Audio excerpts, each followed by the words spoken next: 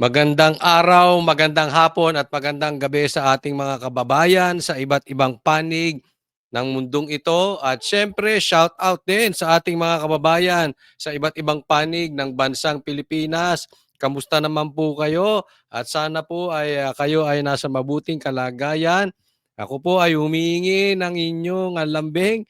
I-like nyo po agad ang vlog na ito pagkapasok nyo pa lang. At sana doon sa mga hindi ko pa po subscriber, unahin po natin yan. Subscribe po tayo. Magtulong-tulong po tayo mga tunay na DDS.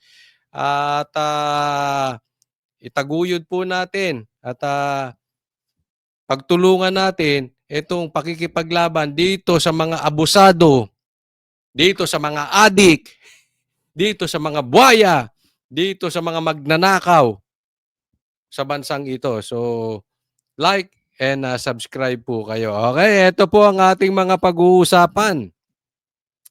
Number 1, ulo ng mga balita, firing squad para sa mga kurap. Oh, ako, pabor ako dyan. Mamaya pag-uusapan natin. Kayo ba? Ilagay nyo agad. Pabor ba kayo sa firing squad sa mga kurap? Mga buhaya at magnanakaw na politiko na bahag ang buntot. Nako, hindi. Hindi nila papayagan yan. Pangalawa, Barbers. Matapang pala to si Barbers, ha. Hinamo ng mga pulis at si PRRD. Nakaw, ang tapang nito si Barbers. Oo. Galit kaya sa adik si Barbers? Ayan ang tanong natin. Pangatlo, ang kapal na senador, huli na. Nagsisinungaling pa. Senador, ito, sino itong senador na ito? Huli na sa akto, palusot pa, sinungaling pa. O yan. So, ito po ang ating bibigyan ng komentaryo, kuro-kuro, pag-uusapan, explanation, etc., etc. So, tayo po ay magsisimula na agad-agad dahil kay Coach Oli, bida ang balita.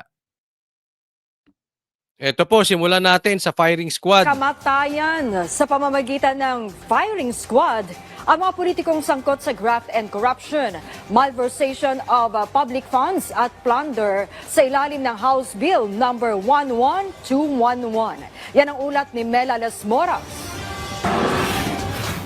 Para tuluyan ang mawakasan ang mga katiwalian, korupsyon at pandarambong sa gobyerno, itinutulak na sa Kamara ang pagpapataw ng parusang kamatayan sa pamamagitan ng firing squad laban sa mga pampublikong opisyal na mapatutunayang nagkasala sa mga kasong graft and corruption, malversation of public funds at plunder. Yan ay sa ilalim ng House Bill number 11211 ni Zamboanga City 1st District Representative Kimmer Olaso o Panukalang Death Penalty for Corruption Act. Ayon sa panukala, nananatiling isa sa pinakamatinding banta sa pag-unlad ng bansa ang korupsyon, kaya't kailangan na ng seryosong hakbang para masugpo ito. Sakaling maisabata, sakop sa parusang death by firing squad ang lahat ng pampublikong opisyal, elected man o appointed, at isasama rin dito ang mga miyembro ng military at police forces.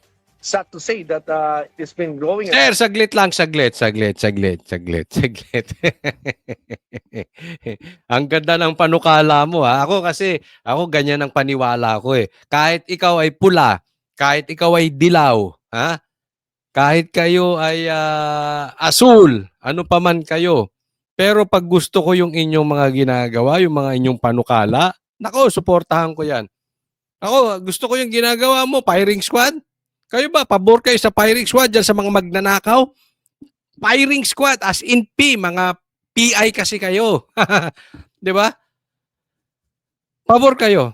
Ako talaga pabor. Lagay nyo dyan sa comment section na. Pero, merong akong dagdag.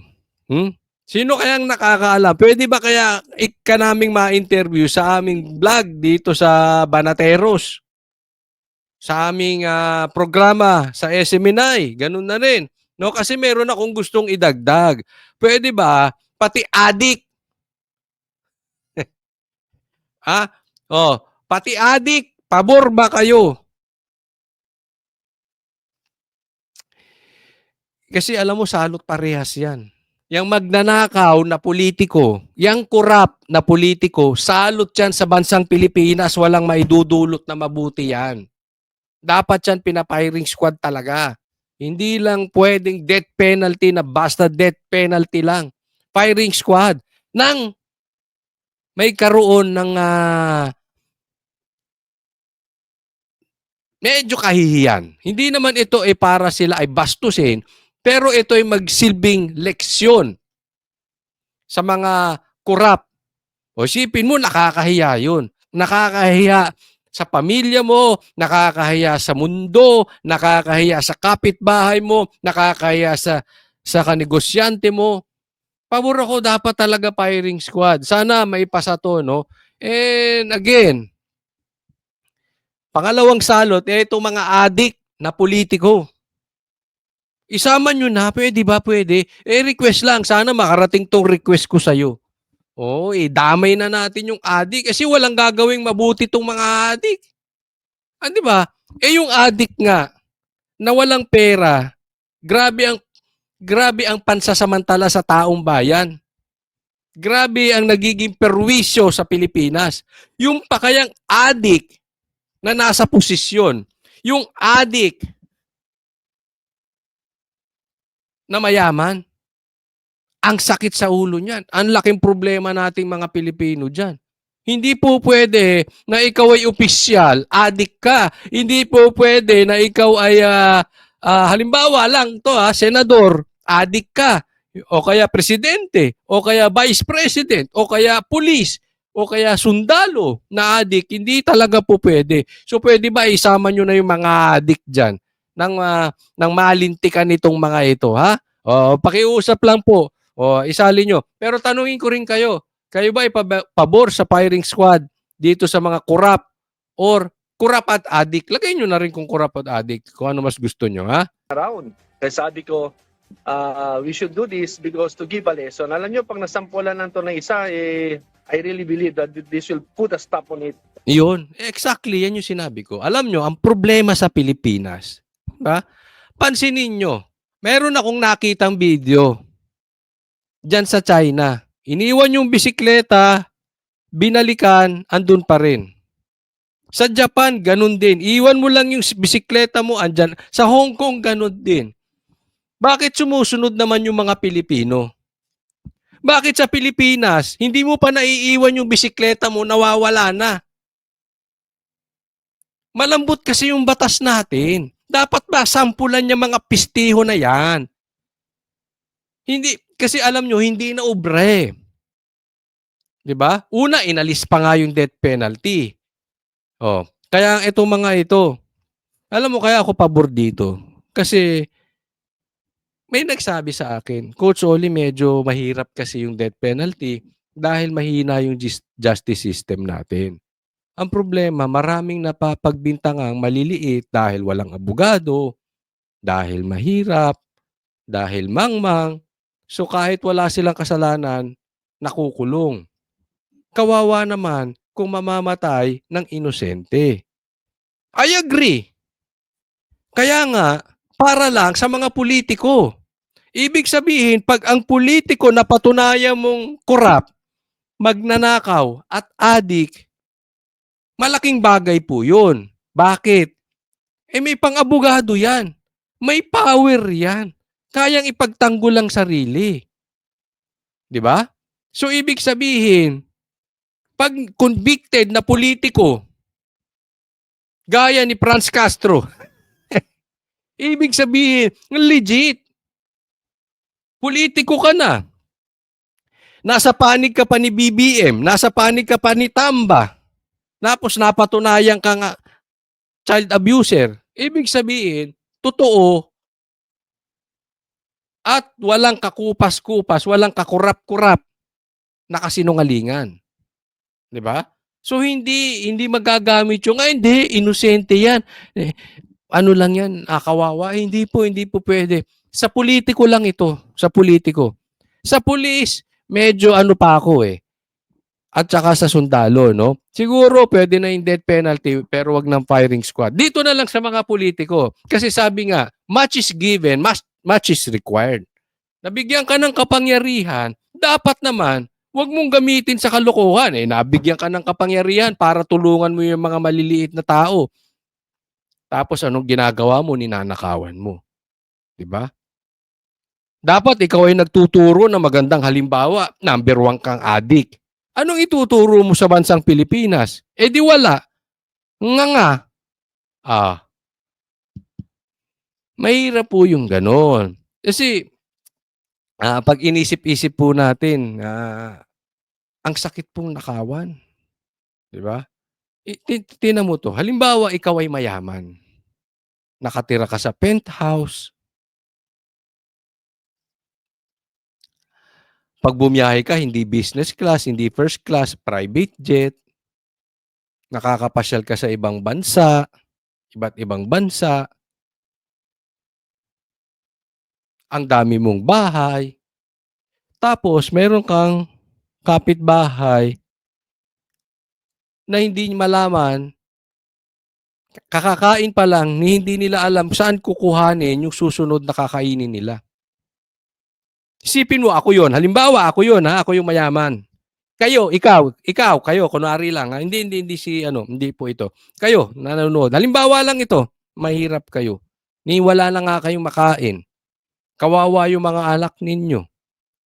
Yung iba maliliit pa, yung iba sanggol pa, walang pambili ng gatas. Tapos akong mayaman, nanakawan pa kita. 'Di ba? Wala ka na ngang makain. Ako nga, sagad-sagad sa buto na yung kayamanan ko. Halimbawa lang po, baka ito ng mga nanakawan ko pa kayo. 'Di ba kung di ka tarantadong kabastusan talaga yung ginagawa na yan? 'Di ba? Sobrang kabastusan yun. Sobrang kagreedy mo na. Kaya dapat itong politiko talagang pinapiring squad yan. Walang dangal tong mga ito na ikaw yung napakayaman mo na. Bilyon, may trilyon ka. Hindi ko na alam kung ilan pa yung pera mo dyan. Nanakawa mo pa yung mga mahihirap. Mahiya kayo sa balat ninyo. Dapat sa inyo talaga pinapiring squad. Titigil to kagad. Ang iba pang mambabatas, ano naman kaya ang reaksyon sa panukalang ito? Dapat po siguro pag-aralan din maigi yung mga ganyang bill. Kasi At apagkatao. Atakot sa death penalty.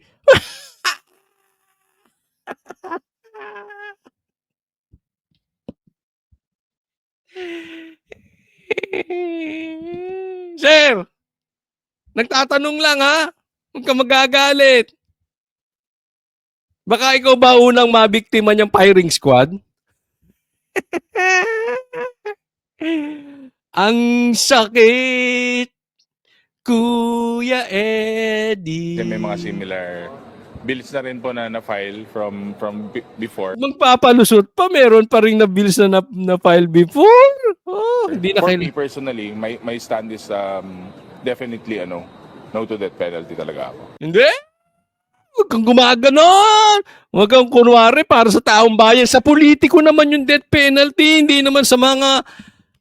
Alam mo, ilan lang ba ang politiko? Porsyento, baka 1% lang, wala pa. Sa buong Pilipinas.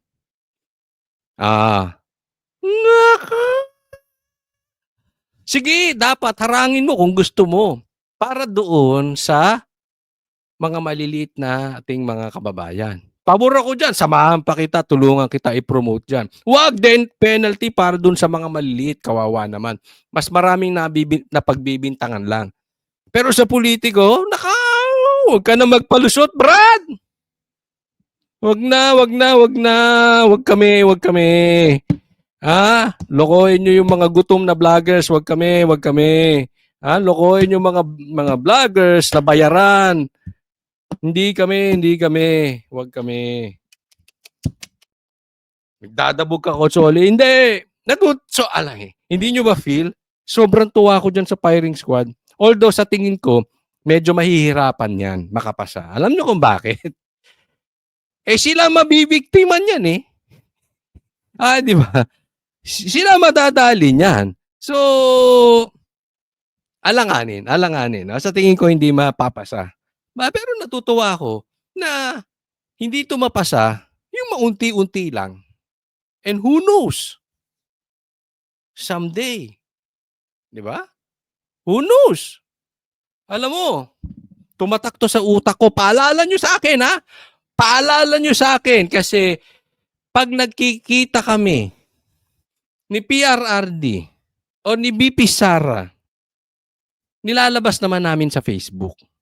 Kung nakalimutan ko, remind nyo ko, Coach Lee, meron kaming i-remind sa'yo. Ito yon. Ibubulong ko kay PRRD o kay BP Sara.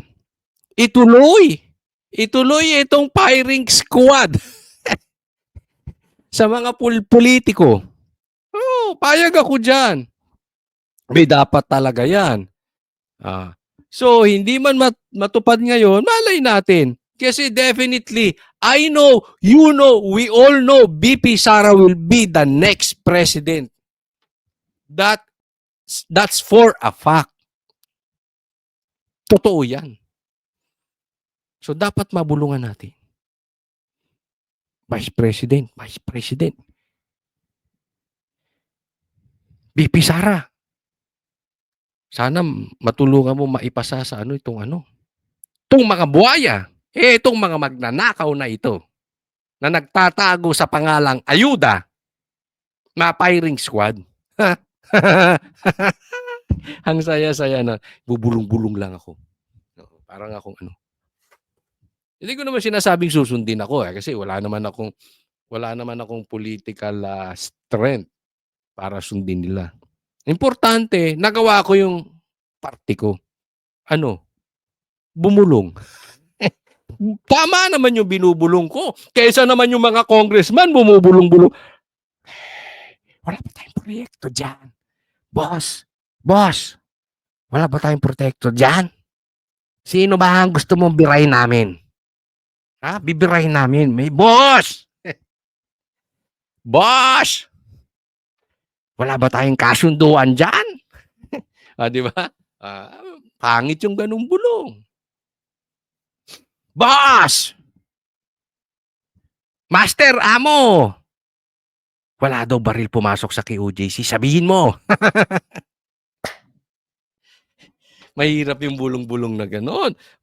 Bulong ng demonyo yun. But at least yung binubulong ko, ikakabuti. Maniwala kayo, ikakabuti ng bansang Pilipinas. Kahit 1, 2, 3 lang ang may firing squad, matatapos ang problema ng Pilipinas unti-unti. Dahil madadala ang mga magnanakaw. Di ba? Tama ba o tama-tama?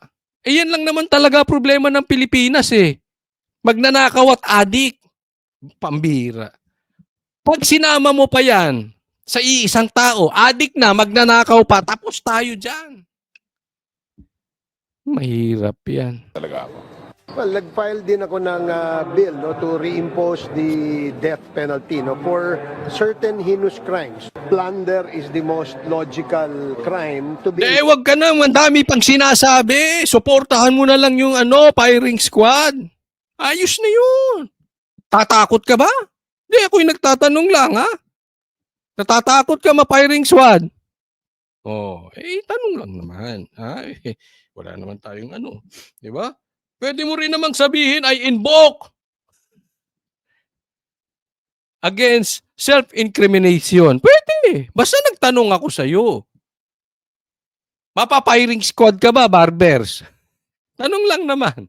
Kung sakaling maging batas, tanong lang. Pwede mo sagutin kung ayaw mo. O hindi mo sagutin kung ayaw mo. Ikaw ba involved sa droga? At ilang mga kamag-anak mo? Tanong lang. Wala namang masama magtanong. Kung ayaw mong sagutin, di sabihin mo rin, I invoke my right to self-incrimination. Di tapos. Tama? Sige. Included in the imposition of the penalty of death, no? Kaya kasi may clear benefit doon sa player o doon sa actor, and of course I think it is... Dami mong sinasabi. Suportahan nyo na lang. Di ba? Bakit kayo? Nagtulong-tulong kayo para banatan si Sara. Oh. Ba't hindi kayo ngayon magtulong-tulong para maipasa yung batas na yan? Ang dami mong dak-dak. Susuporta o hindi? Ganun lang naman. Yan lang naman ang kailangan dito sa mga mambabatas na ito eh. Gagawin nyo bang batas o hindi? Pipirma ka ba o hindi? Hindi dami pang dinakdak. Baka nag-aantay ng ano. Alam nyo na. Para ano? Sa pirma. Pirma.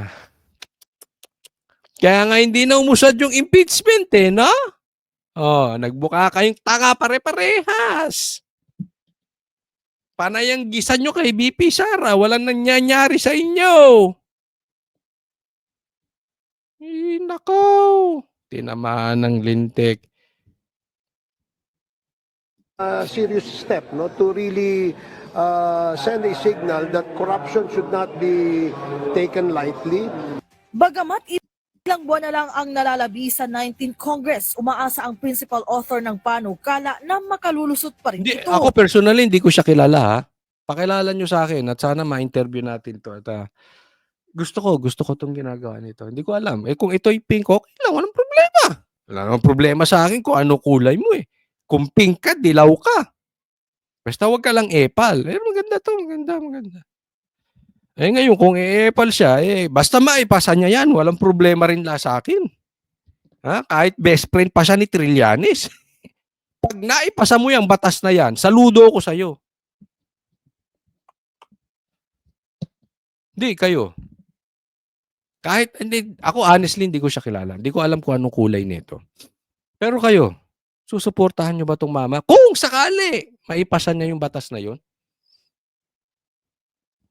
Ako I will guarantee you, kalahati ng problema ng Pilipinas matatapos pag naipasa yung batas nitong firing squad.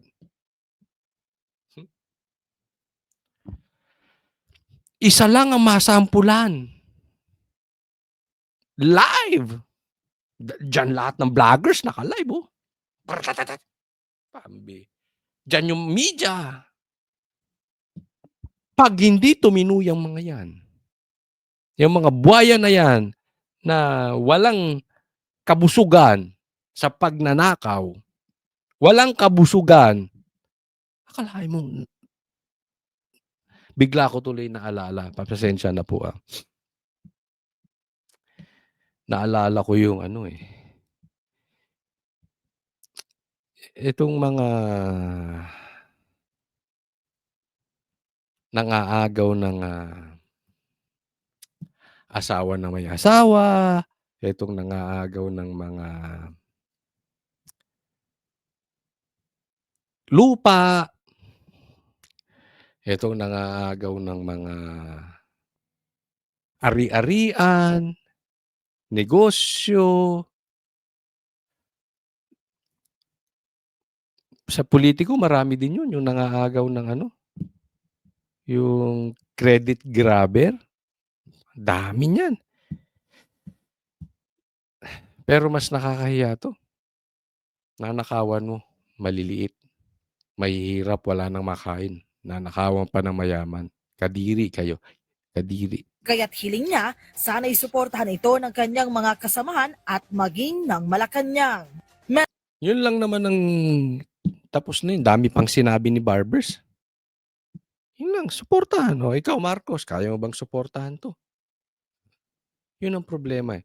Sino nagpapasa ng batas? Saan ba galing ang magnanakaw? Diba?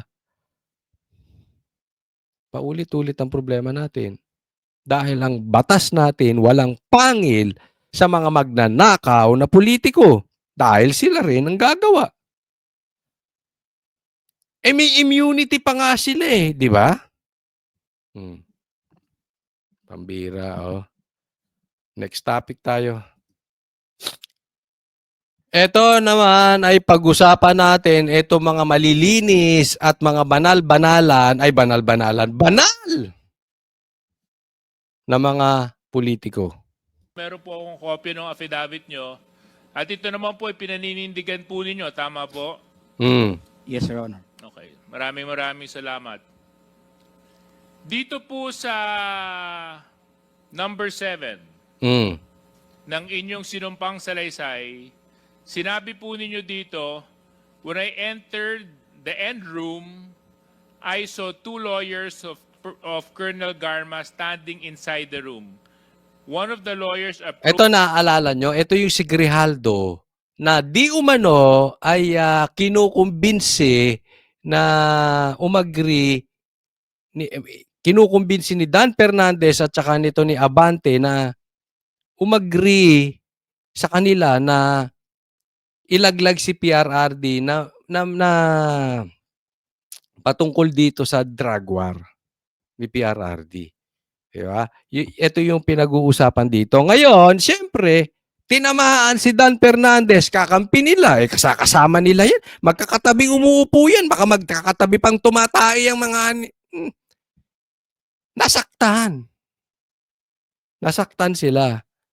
Nasaktan. So, siyempre, gigisahin nila to si Grijaldo. Na si Grijaldo ay nagsasalita ng katotohanan. Para sa akin kasi hindi ka basta magsasalita against these people na may video naman pumasok sila doon, kinausap, ba't mo kakausapin ng witness?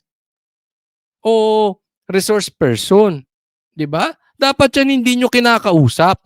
Sila mismo naglabas ng video, pero dapat yun, kitang-kita, pumasok. O, dapat hindi sila kinausap. Approached me and then asked me what we were going to talk about. And I said that I do not know. Number 8, after a while, Congressman Dan Fernandez entered the room and he asked me to sit beside him on the right side. Then Congressman Abante entered the room and sat on the far end chair on my right. One of the lawyers of Colonel Garma stood at my back. Your Honor, I would stand by my statement Okay, in the Senate I would and the understand. oath, Your Honor, and I invoke my right for self-incrimination, Your Honor. Point of order, Mr. Chairman. Point of order. What is the point of I don't see any reason why our guest keeps on invoking his right against self-incrimination when Deputy Speaker J.J. Suarez was not asking him anything incriminating. Kita mo sabi niya wala siyang tinatanong. So bakit laging binabanggit? Wala namang tanong na incriminating to si Suarez. Bakit lagi niya sinasabi na I have the right to self-incrimination? Kasi po yung self-incrimination, bagamat tayo hindi naman abogado, inaamin naman natin yan. Pero hindi ka pwedeng maging witness against yourself. Di ba? Ako, para sa akin, tama yung sagot ni Grijaldo. In the first place, kung may mali ako, bakit nyo ako ginigisa rito? Idi-demanda ninyo ko. In aid of legislation kayo kung ididiin ako niyan, dahil sa sasabihin ko, self-incrimination yun. Sabi mo, hindi nagtatanong. Mamaya, papakinggan natin, nagtanong to. Kasi, tingnan yung mabuti. Anong inaasikaso nyo? Si Grijaldo.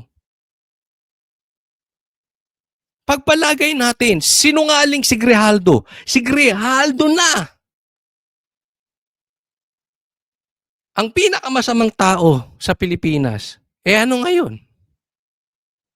Hindi ko sinasabing okay yun pero ano ngayon sa amin? Sa aming mga maliliit at ordinaryong Pilipino.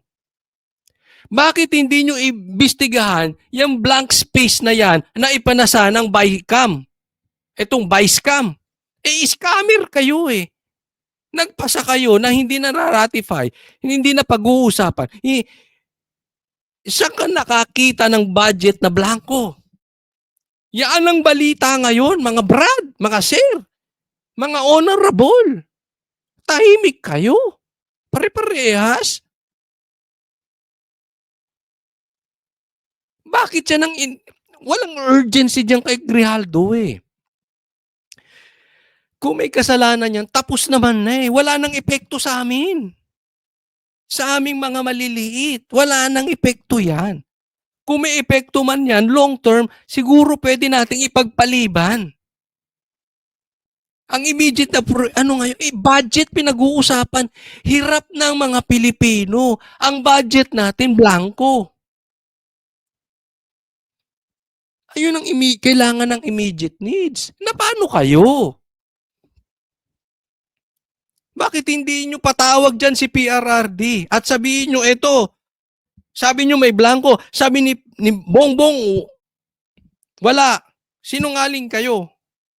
O, sabi ni BBM, ba't iniimbestigahan dyan? Yan ang kailangan ng solusyon.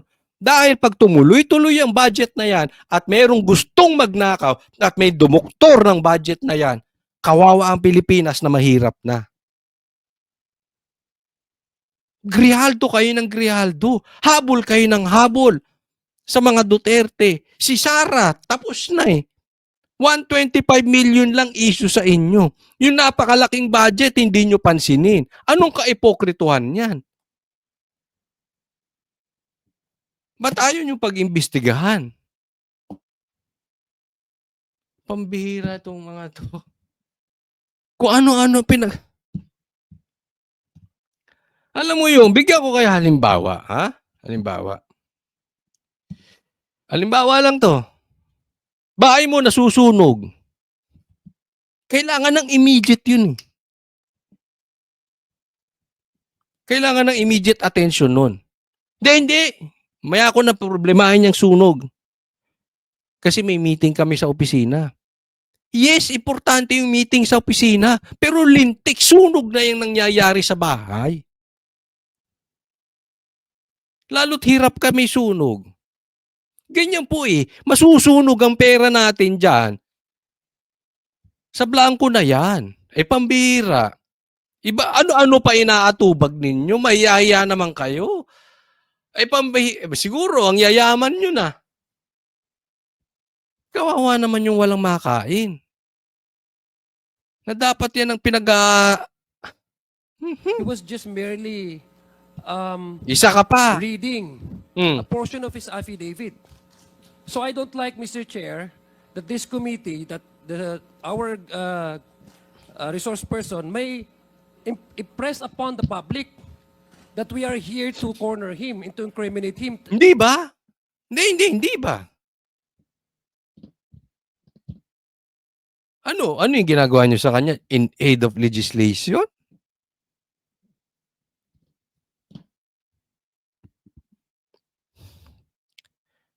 O sige, mali ako. Banal ka. Banal kayo. In aid of legislation yung pagtatanong niya. Kayo, naniniwala kayo? Na yung ginagawang hearing kay Grijaldo? May gusto silang ipaamin? Tungkol kay PRRD? Is in aid of legislation? Ano kayo, ignorante kung naniwala kayo dyan? Pero sagutin nyo na rin. Sige, sagot nyo. Pati mga bashers, sumagot kayo. Magkaalaman sino ignorante rito. Please, tigilan mo yan.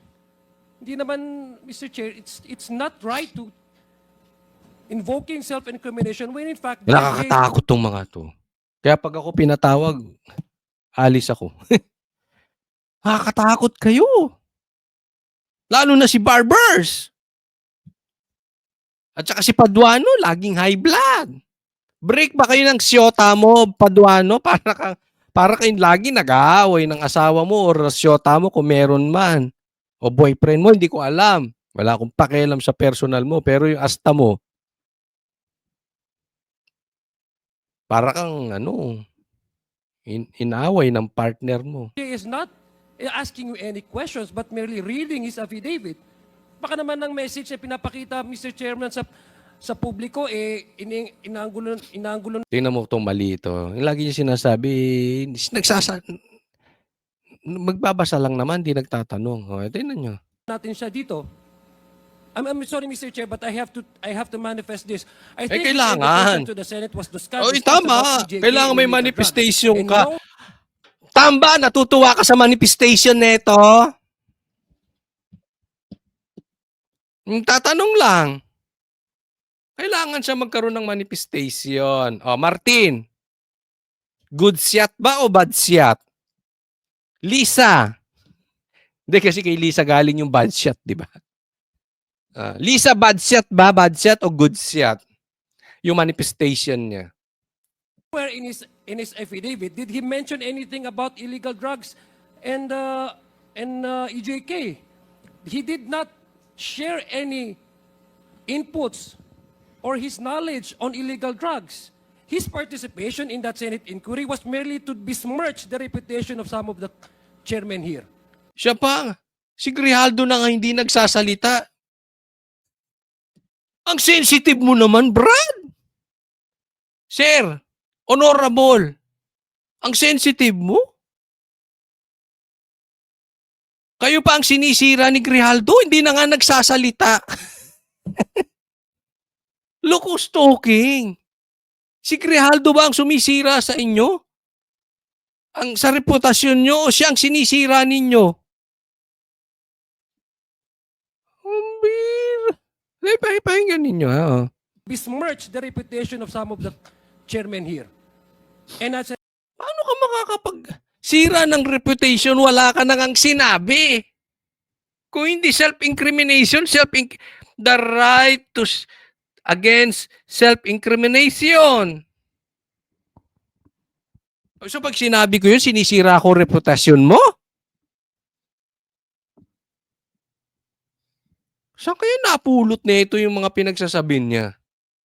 result, attempting to degrade the integrity of the Quadcom. So please, I hate to admonish men in uniform. I have the highest respect for our Naks, sumipsip ka pa. Binastos mo yung kabaro nila. men. But please, Colonel Grijaldo, stop invoking your right against self-incrimination. Nobody's asking you any incriminating questions here. If I confirm the testimony of Colonel Garma about DDS in 1999, since I was not a member of the PNP at that time and I have no knowledge as to the reward system, additionally, I said that the work of policemen are noble that requires great sacrifice even without reward or award. It is our moral obligation and a call of duty to serve our country and our people. If I may continue, Colonel Grijaldo. At sinabi mo, Congressman Dan asked me, Colonel Garma, anong masabi mo sa kanya tungkol kay Barayuga? I politely told him I cannot comment on the case when I respectfully answered him, Sir, mahirap yan. Kasama kami sa nag-iimbestiga at hindi ko alam kung anong kinalaman niya at may investigasyon din kami. Baka ma-incriminate ako, sir. Tama po ba ito, Colonel Grijaldo? Di ba nagtanong? Magagamit yan. Kaya nga self-incriminating. Self-incriminating to. Yung mga tanong na ganyan. Dami mong sinabi kanina. Sino ba yung kaninang congressman na yon? Your Honor, Yes or no lang po, ah. I will stand by my statement in the Senate under oath, Your Honor. Ang hilig nyo, Suarez? Sir, honorable, ang hilig ninyo sa yes or no.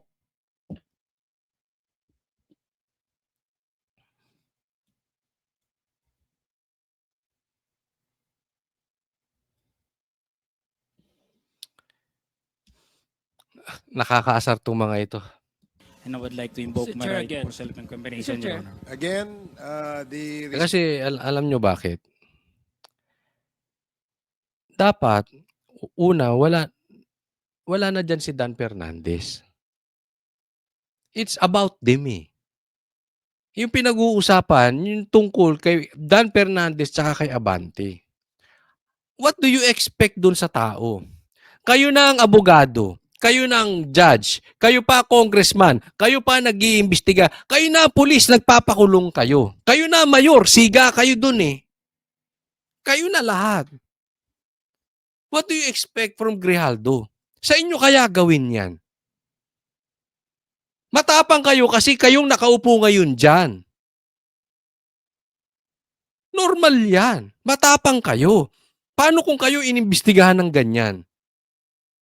At ang nag-iimbestiga sa inyo, siya na pulis, siya pa ang congressman, siya pa ang abogado, siya pa ang husgado, siya pa ang mayor ng kulungan. Saan ka lalagay? Kahit sino naman, gagawin yung sinasabi ni Grijaldo. Alam mo sa katunayan? Ito sa katunayan, sa totoo lang. Bilib pa nga ako kay Grijaldo. Kasi nasasabi niya yung galit na galit itong mga ito sa self-incrimination na binabanggit, pero binabanggit na at binabanggit pa rin. Tapang po yan. Sino ba naman ilaglag niya si Duterte, nakasandal na siya sa pader?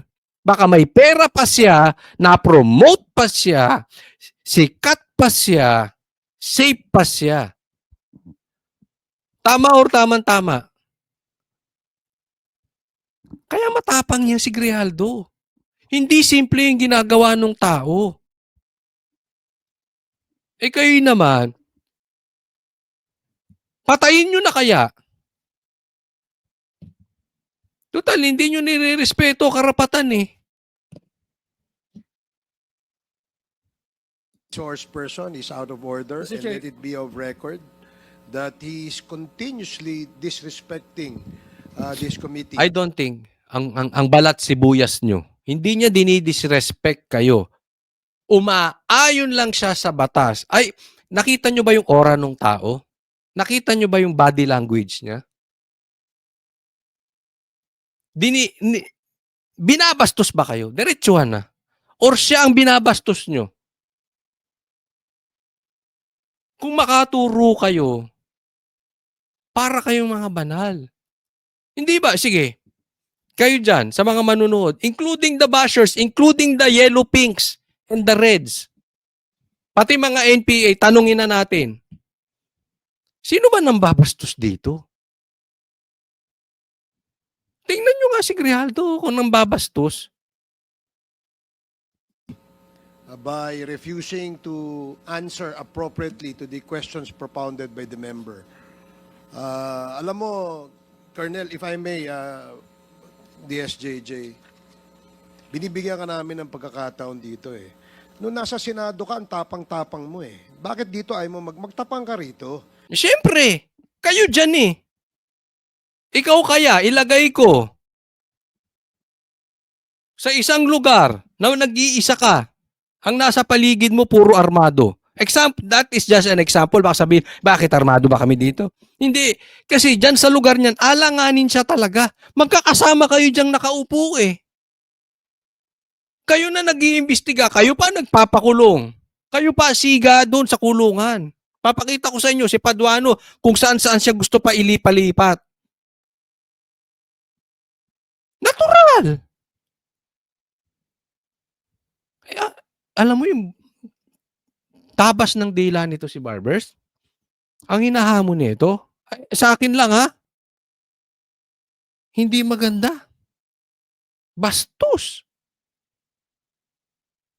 Ang hinahamon nito si PRRD. Kasi nagsumbong siya kay PRRD, pati si PRRD, sabi dapat imbestigahan niya, dapat nga. Hinahamon nito si PRRD. None other than the former president. Ang hinahamon nito, pulis. Sino ba ang kakampi niyan? Natural, kabaro din niya. Pulis. Ang tapang pala nito si Barbers, no? Takot kami sa iyo. Ang tapang mo eh. Ang dami nyo kasi eh. Alam mo, may kasabihan na kung paano mo husgahan ng ibang tao, ganyan ka rin huhusgahan. Sana wag dumating sa buhay mo na nag-iisa ka, pinagtutulungan ka, wala kang magawa. Sana wag dumating sa buhay. This is not a threat. Actually, ayaw ko mangyari sa'yo. Kasi, yung ginagawa mo sa kanya is exactly the same. Pinapatawag mo pa? Wow. Halimbawa, tanungin kita, Barbers. Tanong lang to. Halimbawa, meron ka bang drug lord na kapatid, kamag-anak? Tanong lang. Wala tayong pinapatukuyan. Ano sasabihin mo? May karapatan ka ba, Coach Oli, magtanong? Ba't mo ilalagay yung sarili mo sa alanganin? Ganyan po yung sinasabi niya self-incrimination. Hindi naman nambabastos eh. Ipakita mo yung the same candor, the same tapang na pinakita mo doon. Ako, pag ito nalagay sa alanganin si Bar, hindi ko siya tinatakot dahil wala naman akong karapatang manakot. Pero pag nalagay ito sa alanganin, tingnan ko tapang nito kay PRRD sa mga Duterte. Kasi ang sabi sa akin, balita ko, Brad, baka Duterte ka pa dati, ngayon baligtad ka. Ano nangyari? Alam mo sa atin, ako hindi naniniwala sa tapang. Lahat naman tayo may tapang, lahat tayo may kaduwagan. Depende lang yan sa sitwasyon. Kaya nga sabi ko, gusto ko makita ang tapang nito sa sitwasyon ni Grijaldo. Di ba? Bakit hindi mo gawin yan dito ngayon? Obvious ba? Bobo ka ba? Hindi, ako nagtatanong lang. Paano niya gagawin yan dyan?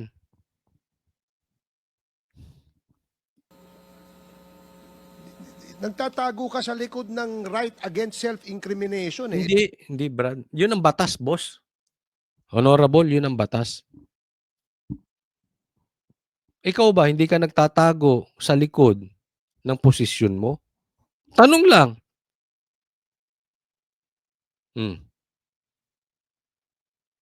Hindi ka nagtatago sa likod ng kapangyarihan mo. Yang tapang mukhang yan, kaya mo kayang gawin yan pag ordinaryong tao ka? Hubarin mo. Yang posisyon mo, kaya mo? Saka ka magagaganyan? Sige, gawin mo yan. Alisin nyo ang immunity ninyo, mga congressman. Yung ginagawa nyo sa Duterte, pag upo ni VP Sara, gawin nyo, huwag kayong sisip-sip sa mga Duterte, ha? Diyan nyo ipakita tapang ninyo. Huwag kayong babalimbing, ha? Yang mga gumipit kay PRRD at saka kay VP Sara, gawin nyo patuloy. Kahit pag upo ni VP Sara. O kung wala na kayong posisyon, wala na kayong immunity.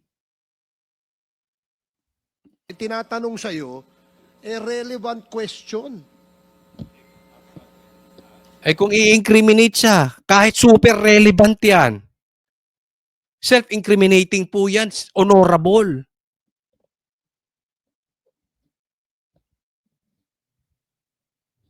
So hindi issue dito yung relevant. Matapang ka lang doon sa Senado kasi may kakampi ka. Naks.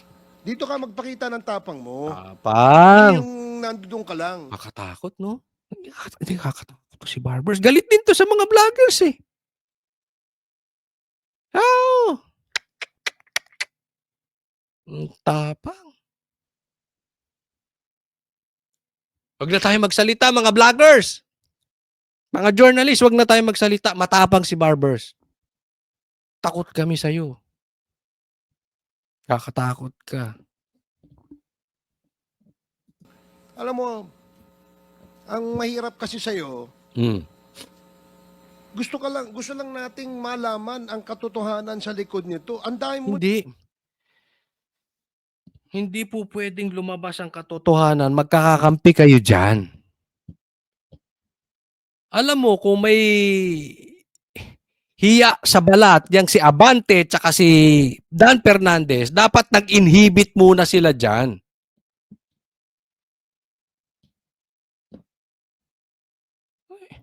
Obvious bang magkakakampi kayo? Magkakasama kayo dyan? Yung tono nyo, hello?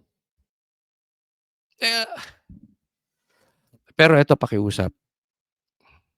Kasi this is very possible. Okay? Ginagawa nila tong ingay na ito para pagtakpan yung blanco sa budget. Mag-iingat po tayo. Mag-iingat po tayo. Delikado to. Ako dinidiscuss ko lang to. Pero wag nating kakalimutan. Pakiusap. Wag po nating kakalimutan. Ang main issue ngayon ay patungkol sa budget.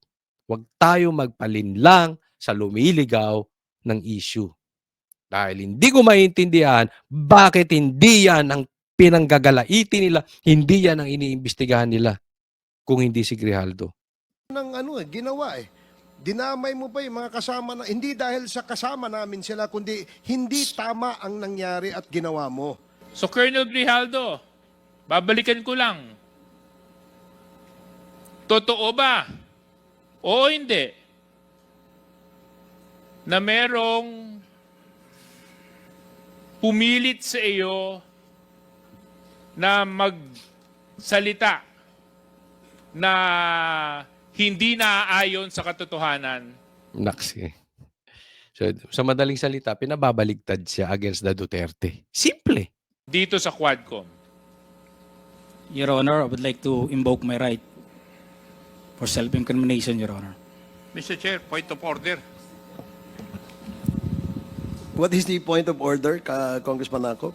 The resource person has not answered my question a while ago, and he's still invoking his right against self-incrimination, which is improper.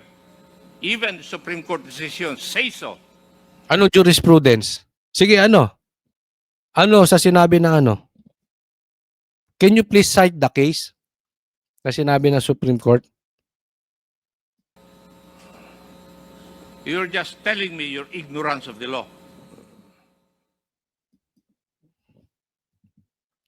Alam mo, wala lang dito eh. Pero pinapalipat pa siya ng ano. Kung saan siya kinontempt. Matindi talaga ito. Matindi itong pangyayari sa bansang Pilipinas. Huwag pong kakalimutan na i-like nyo po itong video na ito at mag-subscribe po kayo. Okay? Huwag pong kakalimutan. Para sa Diyos at Pilipinas nating mahal, God bless everyone.